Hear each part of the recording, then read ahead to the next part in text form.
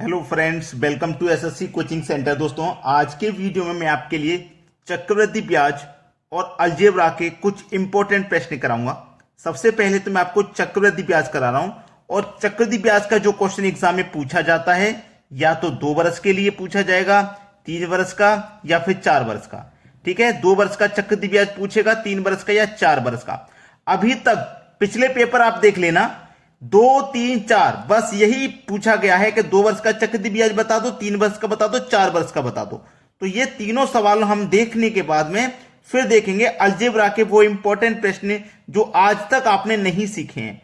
चलिए स्टार्ट करते हैं। पहला प्रश्न है, 3000 रुपए का 20% वार्षिक चक्रवृद्धि ब्याज की दर से 2 वर्ष का चक्रवृद्धि मिश्र धन ज्ञात कीजिए। यहां पे मिश्र धन बताना है।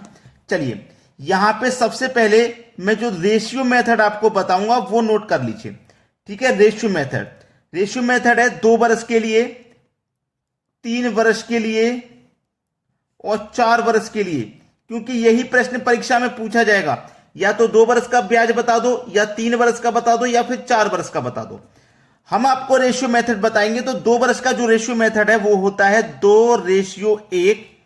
3 वर्ष का रेशियो मेथड होता है 3:3:1 और 4 वर्ष का होता है 4:6:4:1। ये होता है। ठीक है, अब ये आप कहेंगे कि सर अगर एग्जाम में ऐसा आ जाए कि भैया 2 वर्ष का, 3 वर्ष का, 4 वर्ष का तो बहुत आ गया, अब कह दे कि 6 वर्ष का बताओ या फिर 8 वर्ष का बता दे या कह दे 15 वर्ष का, कैसे निकालेंगे? इसके लिए मैंने रेशियो मेथड के ऊपर पूरा वीडियो डिटेल में बनाया हुआ है। इस वीडियो के डिस्क्रिप्शन में मैं लिंक दे दूंगा, आप वहां से पूरा प्रोसेस देख लीजिएगा।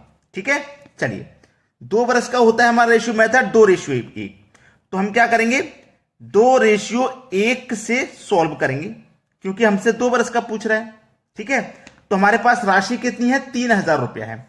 तो इस 3000 का आप क्या करोगे, जो 20% दिया गया है ना, तो 3000 का आप 20% निकालोगे। परसेंट का मतलब बटे में 100। 2 जीरो से 2 जीरो गए, 3 दूने का 6 और 2 जीरो 600 हो गया। तो जो निकल के आया है ना, इसको पहले वाले रेशियो के ऊपर लिख देना है। 600 निकल के आया है। अभी दूसरा रेशियो है, तो इस 600 का फिर से 20% निकालेंगे। रेट 20% है ना, तो 20% ही आपको निकालना है। तो 2 जीरो से फिर से 2 जीरो कट गए, 60 दूने का 120 हो जाएगा।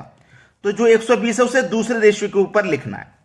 अब यहां पे आपको हमेशा यही करना है कि जो मूल्य दिया गया है और जो रेट दिया गया है उस मूल्य का उतना परसेंट निकाल लो। जैसे 3000 का 20% था, तो 3000 का पहले मैंने 20% निकाला, ऊपर रख दिया पहले वाले रेशियो के ऊपर।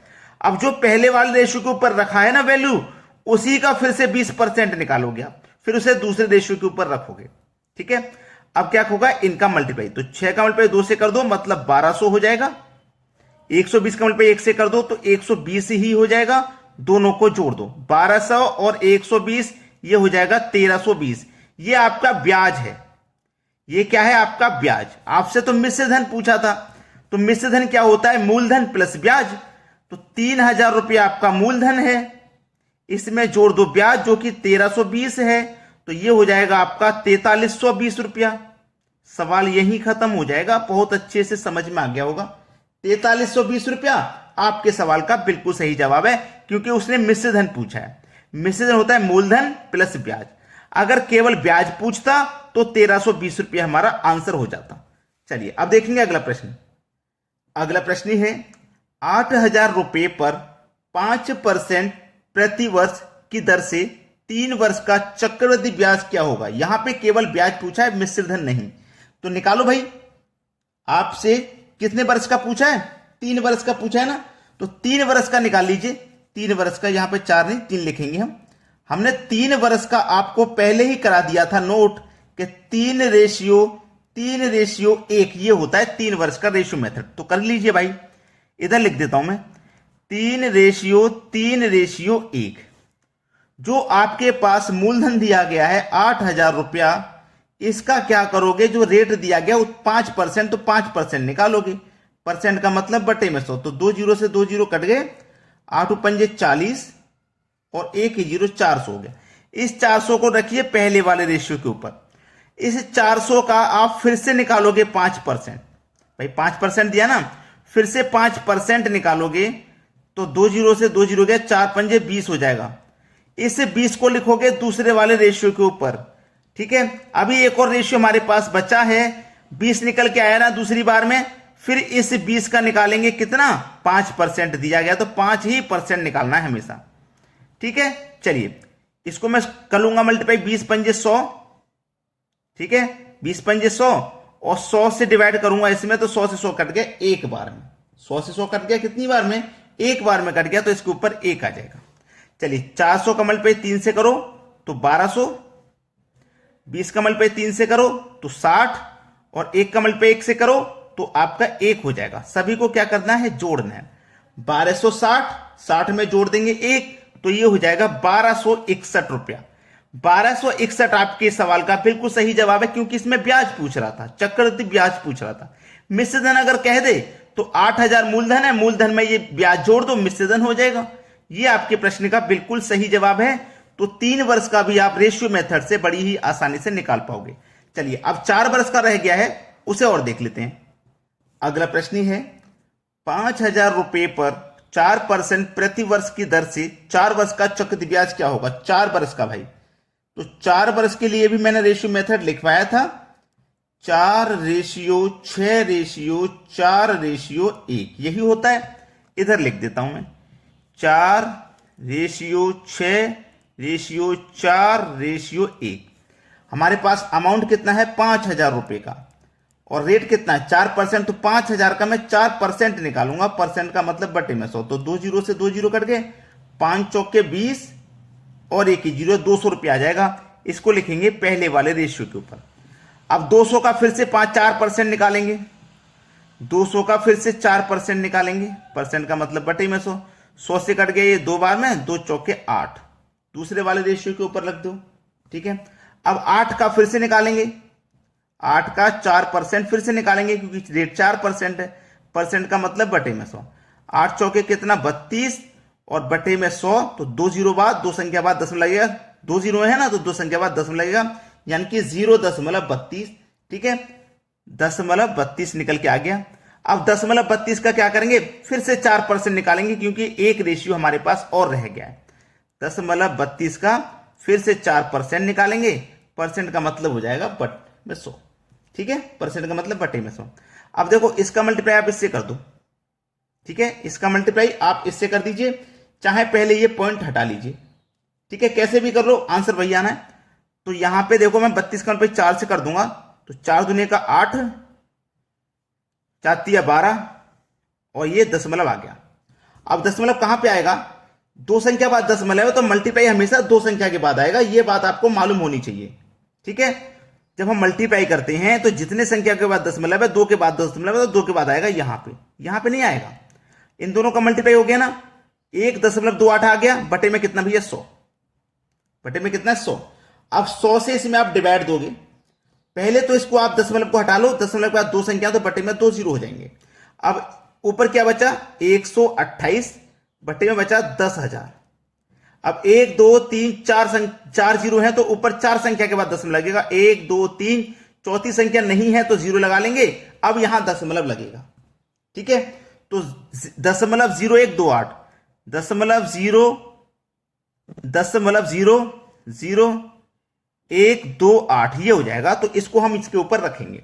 चलो 2 का मल्टीप्लाई 4 से करो तो ये 800 हो जाएगा, 8 छिंग 48 हो जाएगा। 32 का मल्टीप्लाई 4 से करोगे आप, तो 32 का मल्टीप्लाई 4 से करोगे तो 4 32 से आ जाएगा, 4 दूनी का 8 और 4 तिया 12, 2 संख्या बाद दशमलव लग जाएगा यहां पे। और इसका मल्टीप्लाई जब इससे करेंगे तो 1 से करोगे मल्टीप्लाई तो वही संख्या रहती है, ठीक है, वही संख्या रहती है। सभी को हमें क्या कर देना है, जोड़ देना है, सभी को जोड़ देना है। अब जोड़ेंगे सभी को, 800 में 48 जोड़ो तो 848, 48 से पहले देखिए दशमलव से पहले ये 1 है तो ये जोड़ा जाएगा, प्लस का है। 848 में जोड़ेंगे 1 तो हो जाएगा 849, 849 हो गया, ठीक है। और फिर जोड़ना है हमें 28, दशमलव का 28 और दशमलव का 128, दशमलव का ये 0 है, यहां पे 0, तो दशमलव का ये भी जोड़ देना है। तो इसको मैं देखिए जोड़ूंगा बड़ी आसानी से, 0.28 0.0128 यही तो है। अब संख्या देखो नीचे 4 है ऊपर 2, तो संख्या को बराबर करने के लिए ऊपर भी 0 लगा लो। 0 और 8 को जोड़ेंगे 8, 0 और 2 को जोड़ेंगे 2, 8 और 1 को जोड़ेंगे 9, 2 और 1 0 को जोड़ेंगे तो 2 ही रहेगा। ये हो गया भैया, इसको और इसमें जोड़ दीजिए, तो जोड़ेंगे तो 0.2928। ये आपके सवाल का बिल्कुल सही जवाब है। भाई ये सवाल आपको बताना बहुत जरूरी था, क्योंकि अब जब संख्या दशमलव में जाती है तो उसको कैसे करना है, क्योंकि बच्चे बार बार कमेंट करते हैं कि सर आप सादा सादा सवाल जो इजी होता है वो बता देते हो, इस तरीके का करके बताओ जिससे कि हमें अच्छे से समझ में आ जाए। तो ये सवाल आपको बहुत अच्छे से समझ में आ गया होगा। यहां तक मैंने 2 वर्ष का, 3 वर्ष का, 4 वर्ष का करा दिया। अब अलजेब्रा के जो इंपॉर्टेंट क्वेश्चन है वो देख लेते हैं। अगला प्रश्न है, x बराबर √3 माइनस √2 हो तो x प्लस 1/x का मान क्या होगा। ऐसा सवाल कभी भी रहे, उसको करने का तरीका मैं जो बता रहा हूं उसे देख लीजिए पहले, ठीक है। चलिए, x बराबर √3 माइनस का √2 है, ठीक है, यही तो है। अब इसको हम क्या करेंगे, इसको देखना क्या करेंगे, जो पहली संख्या है ना, ये जो पहली संख्या है इसको ले लो पहले, यानी कि √3 का होल स्क्वायर, और जो बाद वाली संख्या उसे ले लो बाद में, ठीक है, यानी कि √2 का होल स्क्वायर। आपको इन दोनों संख्याओं का स्क्वायर करना है और स्क्वायर करके ये चेक करना है कि इनका अंतर 1 आ रहा है या नहीं।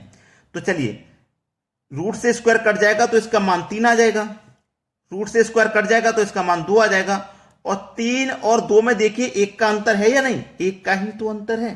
तो बस समझिए सवाल हो जाएगा। अब x बराबर √3 माइनस √2, यही तो था। अब 1/x बराबर √3 प्लस √2, एक बार जोड़ लेना है, एक बार घटा लेना है। अब देखो, माइनस का √2 प्लस का √2 कट जाएगा, ठीक है, कट गया कि नहीं कट गया, माइनस का √2 और प्लस का √2 दोनों कट जाएगा, तो बचेगा क्या आपके पास, ये x और ये 1/x को जोड़ लेंगे, ठीक है। तो देखिए x प्लस 1/x बराबर 1 √3 और 1 √3 मिलकर के 2 √3 हो जाएंगे, तो 2 √3। ये आपके सवाल का बिल्कुल सही जवाब है, बिल्कुल सही। तो इस तरीके का प्रश्न जब आपसे पूछा जाएगा तो आप इसे बड़े ही आसानी से कर पाओगे। चलिए अब देखते हैं अगला सवाल। अगला प्रश्न है, x बराबर 5 माइनस 2 √6 हो तो 1/x बराबर क्या होगा। देखिए, x बराबर 5 माइनस √2 ठीक है, 2 √6 हो गया। मैंने आपको बोला था कि पहले वाली संख्या पहले ले लो, तो आपके पास 5 दिया गया है तो मैं 5 को पहले ले लूंगा और इसका क्या कर दूंगा वर्ग, और बाद में क्या दिया गया है माइनस का 2 √6, इसको बाद में ले लूंगा और इसका भी वर्ग कर दूंगा। तो देखो 5 का वर्ग 25 होता है। अब देखो यहां पे समझिएगा, यहां पे समझने की जरूरत है। 2 का वर्ग करोगे तो 4, 2 का वर्ग करोगे तो 4 हो जाएगा, 2 का वर्ग हो गया 4। अब देखो √6 है ना, तो इस वर्ग से ये वर्ग कटेगा तो केवल 6 बचेगा, तो 6 का मल्टीप्लाई 4 से हो जाएगा, तो ये आपका 24 हो जाएगा। और दोनों का अंतर देखो 1 आ रहा है, आ रहा है कि नहीं, दोनों का अंतर आपका 1 आ रहा है। बस समझिए सवाल हो गया, बोला था ना मैंने, बस समझिए सवाल हो गया। आपके पास क्या दिया गया है पहले उसे देख लीजिए। आपके पास दिया गया है 5, यही तो है, आपके पास 5 दिया गया है। दूसरी संख्या 2 √6 है। देखो आपको मान निकालना है 1 प्लस 1/x का, तो 1/x बराबर पहली संख्या आपकी 5 है माइनस 2 √6 है। यही तो हमारे पास सवाल था, यही सवाल था। पहली संख्या निकाल ली, दूसरी संख्या भी निकाल के सॉल्व कर ली, दोनों का अंतर भी कर लिया, 1 हो गया, दोनों का अंतर भी हमने कर लिया, 1 हो गया। बस सवाल यही खत्म हो गया, सवाल यही खत्म हो गया। अब इसका आंसर क्या हो जाएगा, देखो इसका आंसर मैं बताता हूं क्या हो जाएगा। हमसे पूछा 1/x बराबर क्या, 1/x बराबर, देखो अब ये देखिए इस संख्या को मैं रखूंगा, समझिएगा, इस संख्या को रखूंगा, ये मेरे पास क्या है 5, ठीक है। अब ये जो माइनस वाली संख्या थी ना, एक बार मैंने बोला, एक बार, चलिए मैं फिर से बता देता हूं, एक बार मैं क्या करूंगा, देखो एक बार माइनस कर दिया तो एक बार मैं इसे प्लस करूंगा, पिछले क्वेश्चन के जैसे करूंगा कि नहीं करूंगा, पिछले क्वेश्चन के जैसे करूंगा। अब पिछले क्वेश्चन के जैसे करूंगा तो माइनस 2 √6 और प्लस 2 √6 ये कट जाएगा, आपको मालूम है ये कट जाएगा, और 5 और 5 10 हो जाएगा। 5 और 5 10 हो जाएगा, यही तो हो जाएगा। लेकिन ये इस सवाल का आंसर नहीं है, ये इस सवाल का आंसर नहीं है। पहले वाला क्वेश्चन अलग था, वहां पे 1/x नहीं पूछा था, वहां पे पूछा था x प्लस 1/x, यानी कि x भी और 1/x भी। यहां केवल 1/x पूछा है, इसको छोड़ दिया गया, इसको छोड़ दिया गया। ये हमारे पास x का मान हुआ करता था पहला, दूसरा वाला 1/x का मान हुआ करता था। तो हमसे x का नहीं पूछा, देखो 1/x का पूछा है केवल। और 1/x का मान क्या है, ये वाला 5 प्लस 2√6। यही चीज तो आपको समझनी है। 1/x पूछा है केवल, या फिर x प्लस 1/x पूछा है, ठीक है। क्योंकि x की वैल्यू ये रही 5 माइनस 2√6, 5 माइनस 2√6, और 1/x की ये रही। आपसे केवल 1/x की पूछी है, तो यही हो जाएगा आपका आंसर। यहां पे जोड़ना घटाना नहीं है।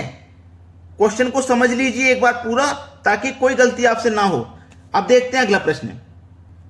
अगला प्रश्न है, यदि x बराबर 7 प्लस 4√3 हो तो x प्लस 1/x का मान बता दीजिए क्या होगा। बहुत अच्छा सवाल है भाई, ठीक है। चलिए, सवाल अच्छा है। x बराबर 7 प्लस 4√3। मैंने क्या बताया, पहले वाली संख्या पहले लिखो। पहली वाली संख्या 7 है, मतलब 7 का वर्ग कर देंगे। दूसरी वाली संख्या 4√3 है, तो मतलब इसका भी आप वर्ग कर दोगे। तो 7 का वर्ग जब आप करेंगे तो 49, और देखो 4 का वर्ग करोगे तो 16। 4 का वर्ग होगा तो देखो 16, और ये √3 से √3 स्क्वायर कट जाएगा तो 3 बचेगा। तो 16 का मल्टीप्लाई 3 से कर दो भैया 48, और दोनों का अंतर देखो 1 आ गया। जब अंतर 1 आ गया तो सवाल समझिए खत्म हो गया। x का मान कितना है, x का मान कितना है भैया, 7 प्लस 4√3, और 1/x का कितना है, 1/x का। अब यहीं पे हो जाएगा सवाल, ये प्लस का है तो दूसरा माइनस का हो जाएगा, 7 माइनस 4√3। अब देखो प्लस का 4√3 माइनस का 4√3 कट जाएगा, ठीक है। क्योंकि यहां पे x प्लस 1/x दोनों पूछ रहा था, तो हमने x भी लिखा 1/x भी लिखा, दोनों का कंपैरिजन भी किया, ठीक है। प्लस का 4√3 माइनस का 4√3 कट जाएगा, 7 भी प्लस का 7 और 7 जोड़ दो तो ये 14 हो जाएगा। तो इस सवाल का जो सही जवाब है वो है 14। ये बिल्कुल सही जवाब हो गया आपका आंसर। अगर आपने अभी तक वीडियो को लाइक नहीं किया तो लाइक करो भाई, शेयर नहीं किया तो सभी दोस्तों में शेयर जरूर कर देना, ठीक है दोस्तों। धन्यवाद।